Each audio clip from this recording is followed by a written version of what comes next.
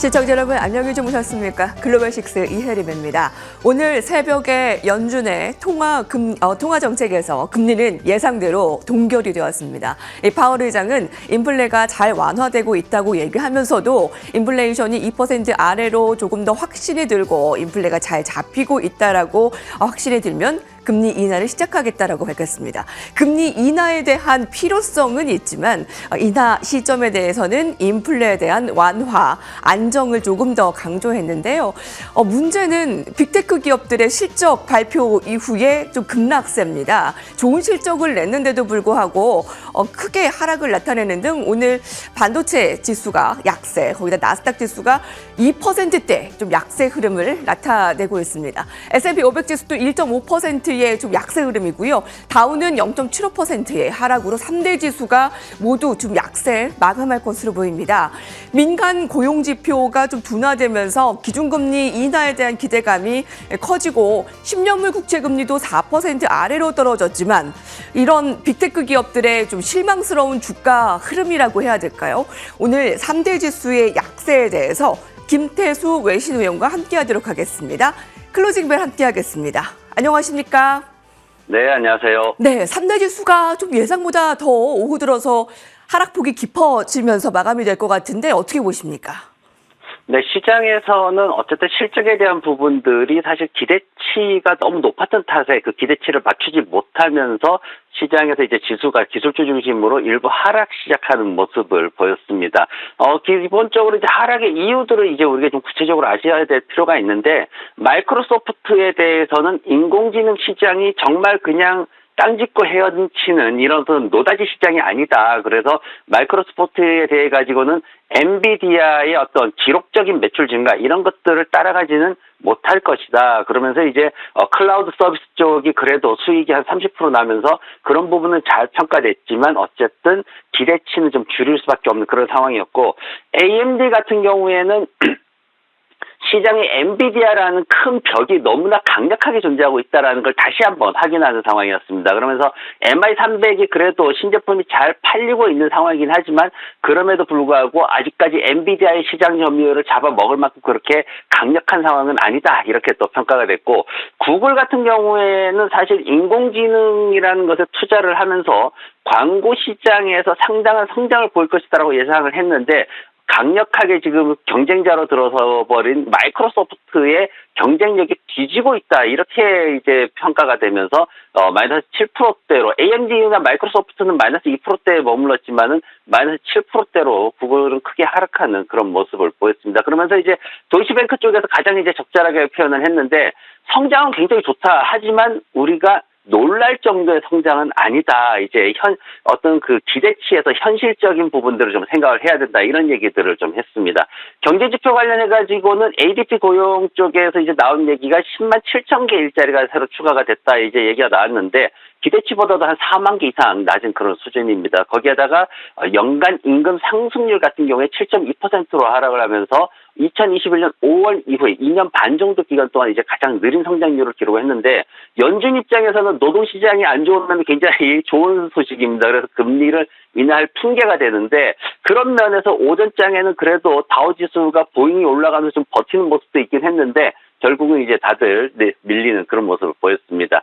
유가 시장에서도 이제 원유가 한 2.5% 정도 이렇게 하락하는 모습 보였는데, 중국 쪽 제조업 활동이 4개월 연속으로 위축되는 모습이 있었어요. 그리고 미국의 원유 재고가 시장이 예상했던 것보다 더 크게 이렇게 증가하면서 가격이 좀 하락을 했습니다. 이제 다들 오늘 밤에 이제 애플, 아마존, 메타 이제 이 회사들의 실적 발표를 봐야 되는데, 지금 어떤 지난 밤에 있었던 그 하락에 대한, 대형 기술주들의 하락에 대한 추가 하락이 진행될 거냐 안 될 거냐는 이제 애플이나 이제 아마존의 실적을 보고 이제 결정을 하게 될 겁니다. 그래서 주요하게 이제 봐야 되는 부분은 애플 같은 경우에는 아이폰의 판매 부진에 대한 결과를 좀 봐야 되고요. 아마존 같은 경우에는 지난밤에 마이크로소프트나 알파벳이 보여줬던 클라우드 사업의 성장률을 강력하게 넘어서는 결과가 나와줘야 됩니다. 그리고 메타 같은 경우에는 인공지능을 통해서 광고 매출이 확대됐는데 이게 기대치를 충분히 넘어섰느냐, 이 부분을 좀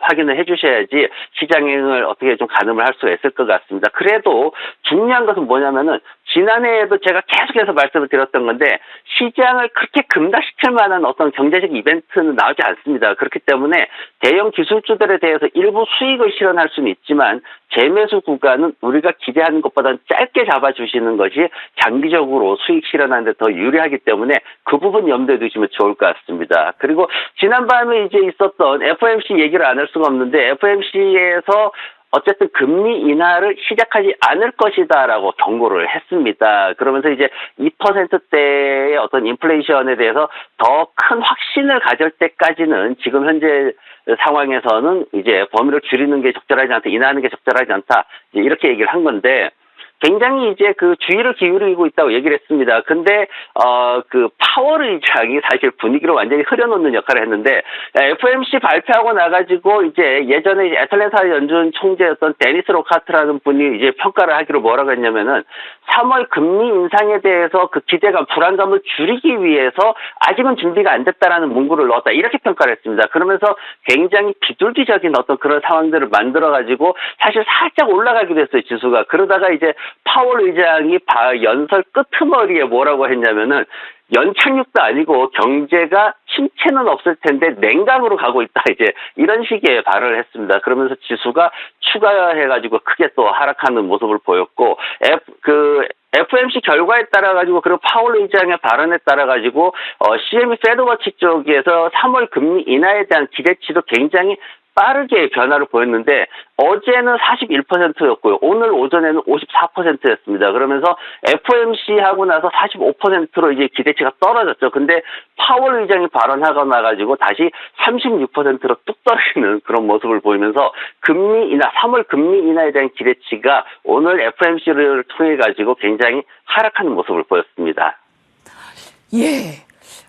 ADP 고용 보고서가 좀 둔화되는 모습을 나타내면서 기준금리 인하에 대한 기대감이 있을 법도 한데 오늘 파월 의장이 좀 분위기를 흐려놓는 역할을 한 것 같습니다. 자, 파월 의장은 금리 시기에 대해서도 굉장히 불투명하게 얘기를 했고 지금 그 발언으로 인해서 3대 지수가 좀 예상보다 더 하락폭이 좀 깊었던 것으로 보이는데요. 사실 다우지수는 좀 상승으로 마감될 수도 있었지만 막판에 좀 3대 지수가 모두 다 하락폭을 너무 깊게 가져갔습니다. 거기다 나스닥 지수의 하락폭, 기술주들 아마 오늘 밤에 더 추가적으로 주가가 조정이 있을까가 관건이 될 것이다라고 얘기를 좀 해주셨네요. 자, 그러면 업종별 특징주들 어떤 것들 볼 수 있을까요? 네, 지난밤에 통신 서비스 업종이 3.8% 정도 크게 하락하는 모습을 보였습니다. 장중에 봤던 것보다도 한 1% 이상 크게 떨어지는 모습 보였는데 알파벳 급락에 따른 결과가 가장 크다라고 보여지고요. 그 통신 서비스 업종 내에서 이제 몇 개의 5개 정도의 산업이 있는데 그 산업들 중에서 인터랙티브 미디어 산업이 있습니다. 여기에 이제 우리가 흔히 알고 있는 SNS 관련된 그 대표 기업들이 다들 들어가 있습니다. 구글, 메타, 넷플릭스 이런 기업들이 다 들어가 있는데 오늘 이제 메타로 좀 보겠습니다. 지금 메타에 대해서 2024년도 성장이 굉장히 좋을 것이다라는 기대에 찬 그런 보고서들이 굉장히 많이 나오고 있거든요. 그러면서 이제 1조 달러 클럽에도 또 들어갔고 그러면서 팩트셋에서 나오는 게 4분기 매출이 전년 대비해서 한 21% 정도 증가할 것이다. EPS 같은 경우에는 175% 증가를 할 것이다. 이제 이렇게까지 또 크게 기대를 하고 있습니다. 그래서 지금 광고 수익 증가가 얼마나 될 거냐. 지금 매출의 한 90% 이상을 광고 수익이 차지를 하고 있는데 4분기 광고 수익만 하더라도 전년 대비해서 한 21% 정도 증가할 것으로 그렇게 기대를 하고 있습니다. 근데 이제 단순히 기대치를 맞추느냐 안 맞추느냐가 지금은 중요한 게 아니라 메타의 광고 수익도 마이크로소프트와 알파벳과 지금 인공지능이라는 걸 가지고 얼마나 효과를 낼 수 있느냐. 그리고 이 세 개 회사가 광고 시장에서 맞붙게 됐는데 누가 더 경쟁 우위를 가질 수 있느냐. 이런 부분에서 비교 평가를 할 수밖에 없는 상황입니다. 그래서 지난번에 이제 3분기 성장률보다는 조금 둔화되는 그런 데이터를 보인다는 게 문제가 있긴 하지만은 그래도 다른 기업들보다 경쟁 우위에 있다라는 평가가 나온다면은 주가는 더 크게 상승할 수도 있는 그런 조건이 있어가지고 제프리 같은 경우에서 이제 이런 것들을 배경으로 해가지고 목표가를 455달러까지 잡고 있고 매수 의견을 계속 유지를 하고 있는 상황입니다. 지난밤에 특징주들은 제가 보잉하고 또 한 종목은 아마존닷컴을 좀 보도록 하겠습니다. 보잉 같은 경우에 사실 굉장히 어려운 국면에 있었는데 회사의 대표이사의 시장의 역할이라는 게 얼마나 중요한지 지난밤에 좀 보여줬습니다.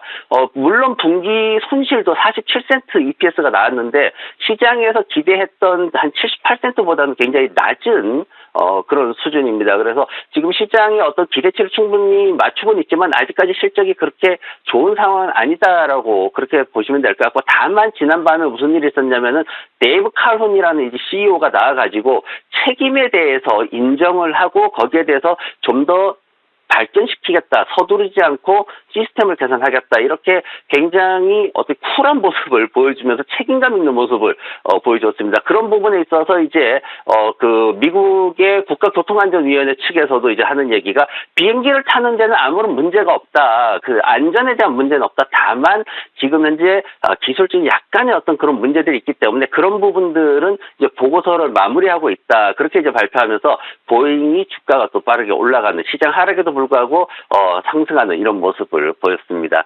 아마존닷컴이 이제 실적 발표를 앞두고 있는데 4분기 매출이 지금 전년 동기 대비해가지고 한 11.4% 성장할 것으로 그렇게 기대가 되고 있습니다. 이 중에서 이제 특히 이제 아마존 웹 서비스, 이제 클라우드를 포함해서 인공지능까지 연결되는 이 서비스가 앞으로 11%나 더 크게 성장할 것으로 그렇게 또 예상을 하고 있는 상황이고, 한 83센트 정도의 EPS를 지금 보고할 것으로 그렇게 예상이 되고 있습니다.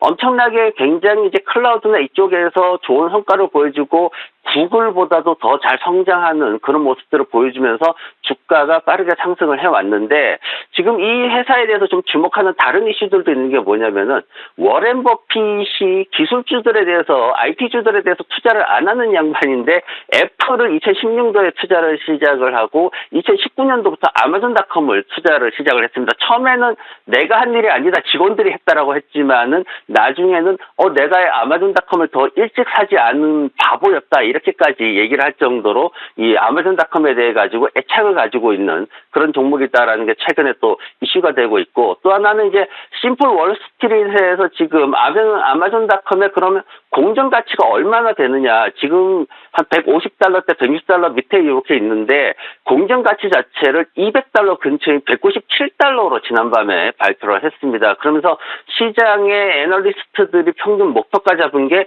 184달러인데 이것보다도 더 높여 잡으면서 시장에서는 아마존닷컴의 어떤 실적이나 이런 거에 대해서 굉장히 기대치를 높이는 모습을 보였습니다. 그래서 지금 오늘 밤에 이제 이 기업들이 장마감 후에 또 실적 발표를 할 텐데 이 기업들의 실적에 따라 가지고 단기적으로 좀 더 조정을 받을 수 있고 앞으로 좀 더 빠르게 다시 지난밤의 하락을 되돌릴 수도 있는데, 어쨌든 중요한 거는 뭐냐면은 2023년도에 우리가 굉장히 많은 후회를 했습니다. 대형 기술주들의 조정을 얘기하면서 불안감으로 매수를 못했기 때문에 많은 수익을 놓쳤는데, 올해는 그러지 않고 좀 조정받을 때 짧게 재매수 구간 잡아가지고 충분히 물량을 확보할 수 있는 그런 전략을 구사하면 좋을 것 같습니다. 네, 대형 기술주들 이제 추가적인 조정이 어느 정도 있을지 굉장히 주요해 보이고요.